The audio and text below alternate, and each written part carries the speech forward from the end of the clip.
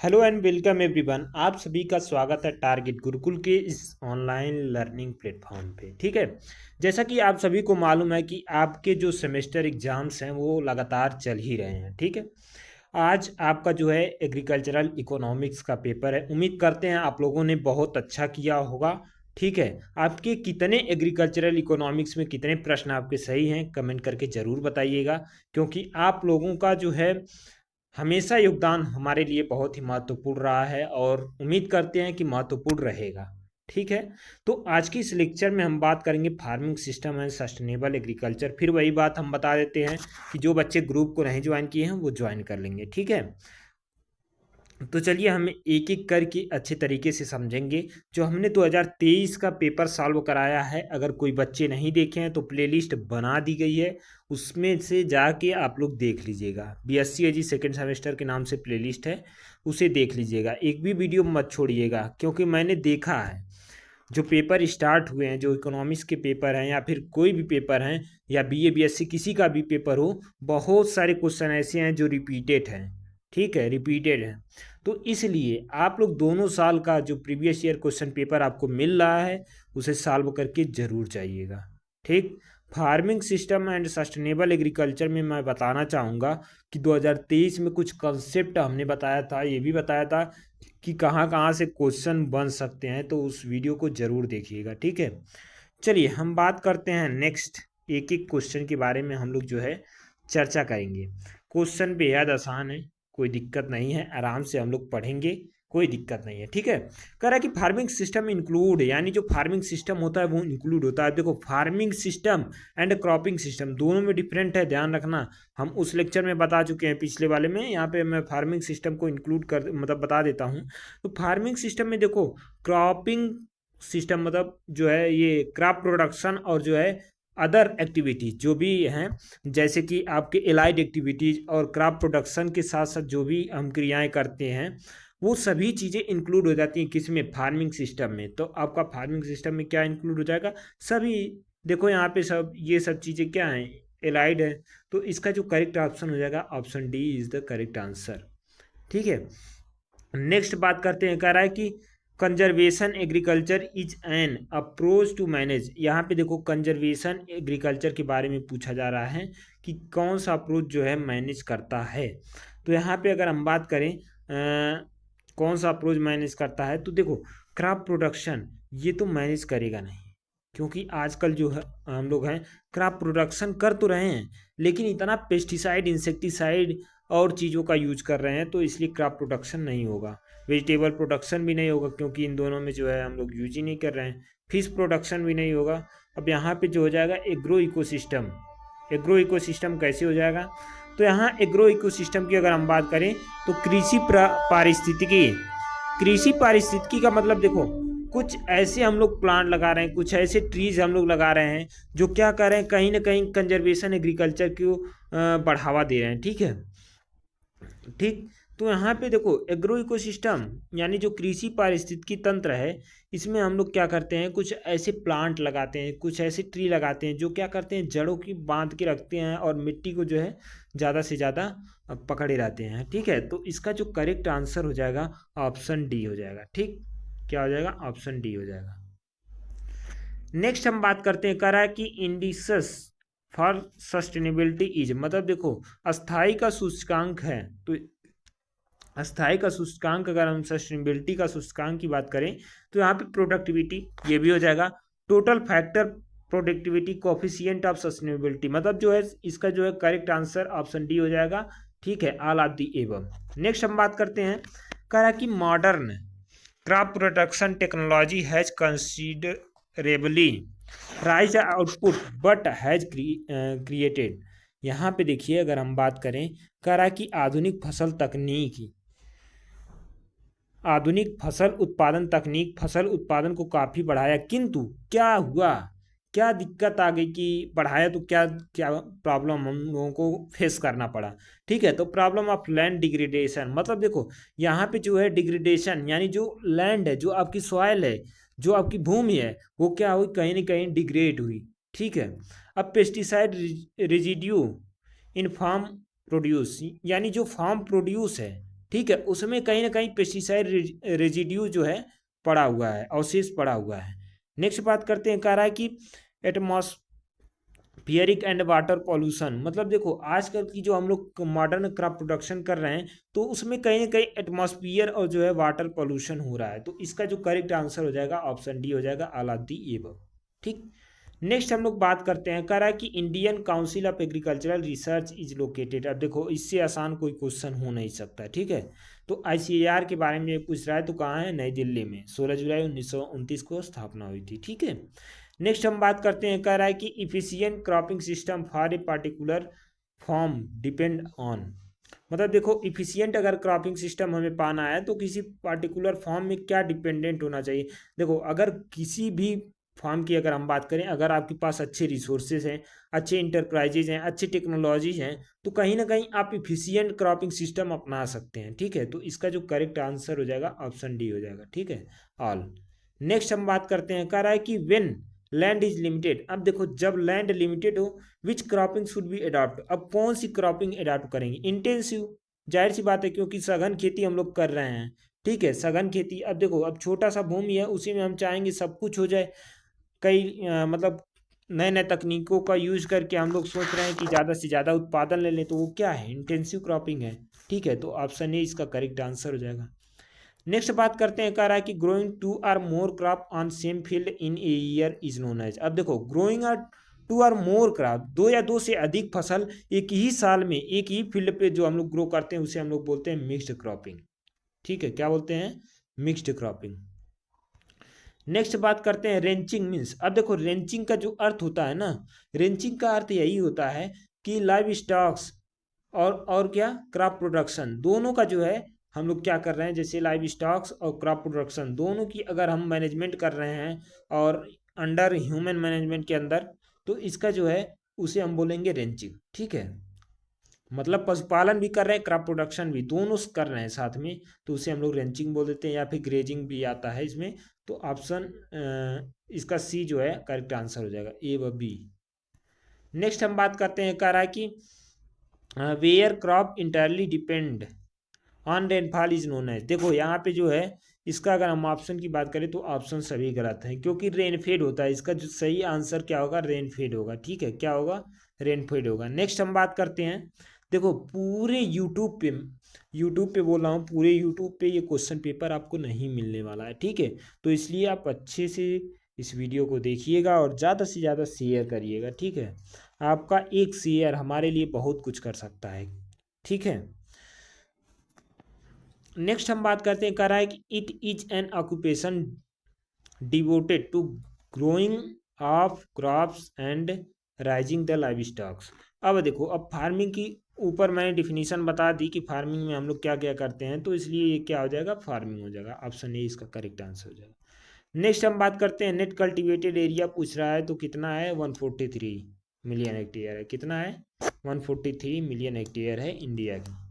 Next हम बात करते हैं, कह रहा है कि N P and K are required in more plant nutrient, macro element है। क्या है, मैक्रो एलिमेंट है। ठीक है, क्या है, मैक्रो एलिमेंट। नेक्स्ट हम बात करते हैं, कह रहा है कि world food day is celebrated on. World food day की अगर हम बात करें तो 16 अक्टूबर को मनाया जाता है। कब मनाया जाता है, 16 अक्टूबर को मनाया जाता है, इसलिए ऑप्शन डी इसका हो जाएगा, क्योंकि आंसर ऑप्शन दिया ही नहीं है।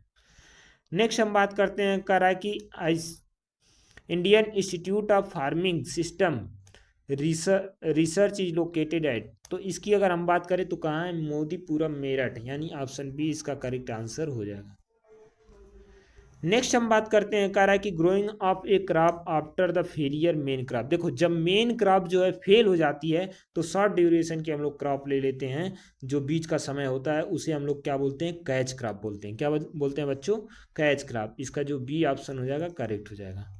नेक्स्ट हम बात करते हैं, कह रहा है कि arable crops grown in between alleys are known as. देखो हम ये सभी टर्म बता चुके हैं, इसलिए जो है इस वीडियो को हम थोड़ा जल्दी में कर दे रहे हैं, क्योंकि आपको पूरी चीज़ें बता चुका हूँ। तो आप ये कमेंट मत करिएगा कि सर बहुत जल्दी मतलब बहुत तेज़ी से आपने बता दिया। ठीक है, तो आपको जो है उस वीडियो को देख लेना, क्योंकि उसमें बहुत सारे टर्म हमने बता दिए हैं। ठीक, कह रहा कि arable crops grown in between alleys are known as, मतलब देखो एरेबल जो क्रॉप हम लोग ग्रो करते हैं एले के बीच में, उसे हम लोग बोलते हैं एले क्रॉपिंग। ठीक है, एले क्रॉपिंग क्या होती है ये मैं ऑलरेडी बता चुका हूँ। नेक्स्ट बात करता हूँ कि global warming is attributed to increase in concentration of greenhouses gas like. अब देखो इसमें जो है ग्रीन हाउसेज जो है इफेक्ट की अगर हम बात करें तो इसमें CO2 मेनली है, CFC है, तो इसका जो है करेक्ट आंसर क्या हो जाएगा, डी ऑप्शन हो जाएगा। ठीक है, क्या हो जाएगा, ऑप्शन डी। नेक्स्ट हम बात करते हैं khaira disease of rice is due to deficiency of, ये तो बहुत आसान सा क्वेश्चन है, ये आपको भी पता होगा कि खैरा डिजीज जो है किसकी कमी से होता है, तो वो जिंक की कमी से होता है। किसकी कमी से होता है, जिंक के। ठीक है, ऑप्शन बी हो जाएगा। नेक्स्ट बात करते हैं कह रहा कि highest pesticide use in, highest pesticide हम लोग किस में यूज करते हैं, तो वो कॉटन में यूज करते हैं। वहीं पे अगर हम बात करें हर्बिसाइड की तो मतलब सबसे ज़्यादा हर्बिसाइड हम लोग कहाँ यूज करते हैं, तो राइस में यूज करते हैं। ठीक है, हर्बिसाइड या फिर कह लें वीडीसाइड।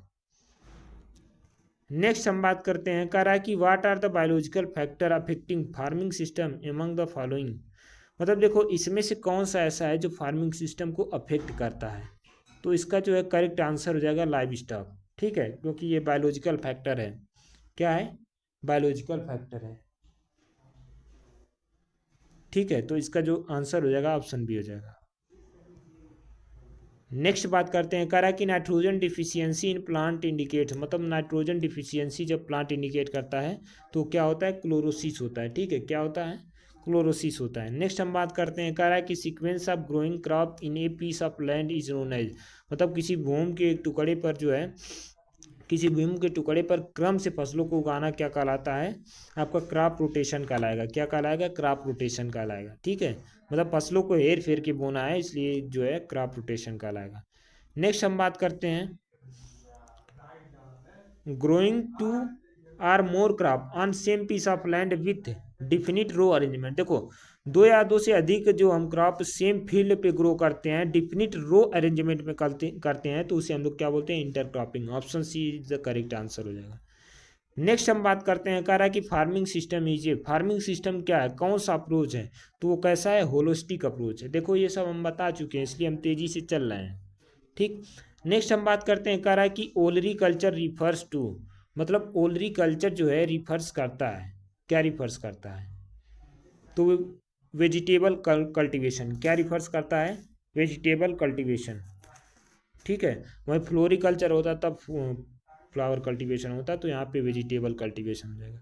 नेक्स्ट बात करते हैं कह रहा है कि grazing of animals on public field, यानी हम पब्लिक फील्ड पे जो है एनिमल्स को ग्रेजिंग करवा रहे हैं, चरा रहे हैं, तो उसे हम लोग क्या बोलेंगे, रेंचिंग बोलते हैं। क्या बोलते हैं, रेंचिंग, यानी ऑप्शन डी इसका करेक्ट आंसर हो जाएगा। नेक्स्ट बात करते हैं कह रहा है suggested of best allied enterprises to the farmers when the main crop grow in rice. देखो जब जो है कोई फार्मर है वो ग्रो कर रहा है, राइस उगाया है, तो उसको आप कौन सा सजेशन देंगे, तो उसको यही सजेशन दीजिए, जब राइस ग्रो कर रहा है तो पानी ज़्यादा लगता है, इसलिए हम फिशरीज का जो है सजेशन दे देंगे। ठीक है, नेक्स्ट बात करते हैं हम लोग 29 number, earthworm are farmers friend. मतलब देखो अर्थवर्म को हम लोग फार्मर फ्रेंड क्यों बोलते हैं, इसका रीजन अगर जानना चाहें तो देखो द बरो द सॉयल एंड दस एरेटेड इट, मतलब वे भूमि को खोदते हैं और हवादार बनाते हैं, वे किसान के लिए भोजन बनाते हैं, वे प्लास्टिक अपशिष्ट को उगाते हैं। मतलब देखो वे क्या करते हैं, खोदते हैं और क्या करते हैं, हवादार बनाते हैं, एरेशन जो है करते हैं। ठीक है, तो ऑप्शन ए इसका करेक्ट आंसर हो जाएगा। नेक्स्ट हम बात करते हैं रबी क्रॉप्स सोन इन, मतलब जो रबी क्रॉप है उसको हम सोन करते हैं, कब सोन करते हैं, तो विंटर में करते हैं। ठीक है, नेक्स्ट बात करें कर रहा है कि number of agro climatic zone in India, तो ये कितने पाए जाते हैं, 15।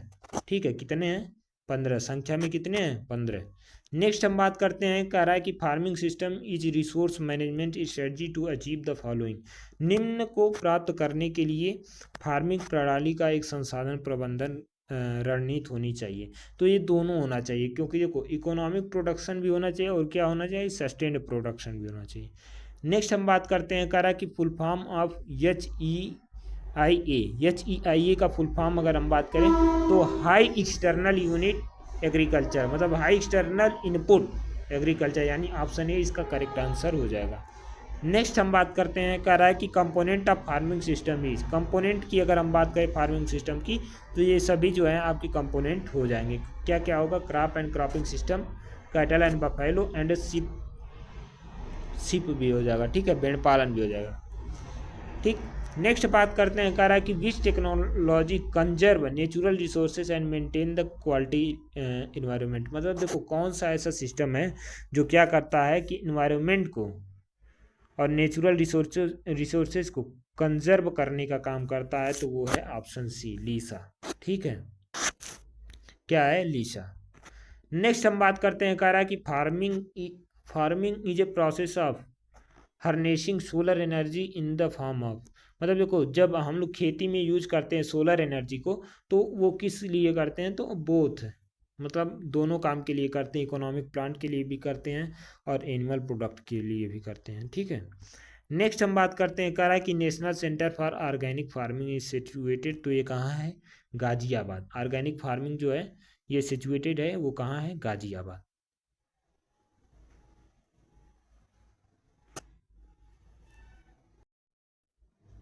नेक्स्ट हम लोग बात करते हैं, नेक्स्ट क्या बोल रहा है, कह रहा है कि system means an arrangement of components which process input into the following, मतलब देखो सिस्टम ऐसा अरेंजमेंट है कंपोनेंट्स का, विच प्रोसेस मतलब उस प्रोसेस में जो है इनपुट इनटू द फॉलोइंग, मतलब इनपुट से क्या बनता है, तो क्या हो जाएगा, आउटपुट, क्या हो जाएगा बच्चों, आउटपुट, यानी बी ऑप्शन इसका करेक्ट आंसर हो जाएगा। नेक्स्ट हम बात करते हैं, कह रहा है कि मिक्स्ड फार्मिंग में देखो ये फार्मिंग है, क्रॉपिंग नहीं है, यहीं पे हमने बताया था उस लेक्चर में, लेकिन फिर भी एक बार बता देता हूँ, कुछ बच्चों ने नहीं देखा है, ठीक है। मिक्स्ड क्रॉपिंग का मतलब जो है बीजों को मिक्स करके बोना, वहीं पे अगर हम बात करें मिक्स्ड फार्मिंग की, तो फार्मिंग मतलब सभी फार्म को मिक्स करना, मतलब क्रॉप प्रोडक्शन भी हम करें, एलाइड एक्टिविटीज भी करें, तो ये सब मिक्स फार्मिंग के अंतर्गत आएंगे। एलाइड एक्टिविटीज का मतलब मधुमक्खी पालन कर रहे हैं या फिर पशु पाल लिए या फिर कुछ भी कर लिए, इस तरह की एक्टिविटीज अगर हम कर रहे हैं क्रॉप प्रोडक्शन के साथ साथ, तो वो मिक्स्ड फार्मिंग होगा, यानी जो ऑप्शन आपका जो है क्या आ जाएगा, बी, ठीक है। नेक्स्ट हम बात करते हैं, कह रहा है कि सब्सिस्टेंस इज इम्पॉर्टेंट ऑब्जेक्टिव, मतलब देखो निर्वाह प्रमुख उद्देश्य है, तो निर्वाह की अगर हम प्रमुख उद्देश्य की बात करें, तो मिश्रित खेती का, किसका, मिक्स्ड फार्मिंग का, ठीक है, ऑप्शन बी इसका करेक्ट आंसर हो जाएगा। फिलहाल आज के जो है आपके 40 क्वेश्चन कंप्लीट हुए। आपको ये वीडियो कैसा लगा कमेंट करके ज़रूर बताएगा, और जो बच्चे ग्रुप को नहीं ज्वाइन किए हैं ग्रुप को ज्वाइन कर लीजिएगा, और अपने सभी दोस्तों के साथ शेयर करिएगा, और आपका इकोनॉमिक्स का पेपर आज कैसा गया ये भी कमेंट में ज़रूर बताइएगा, ठीक है। मिलते हैं नेक्स्ट वीडियो में, till the take care, have a good night.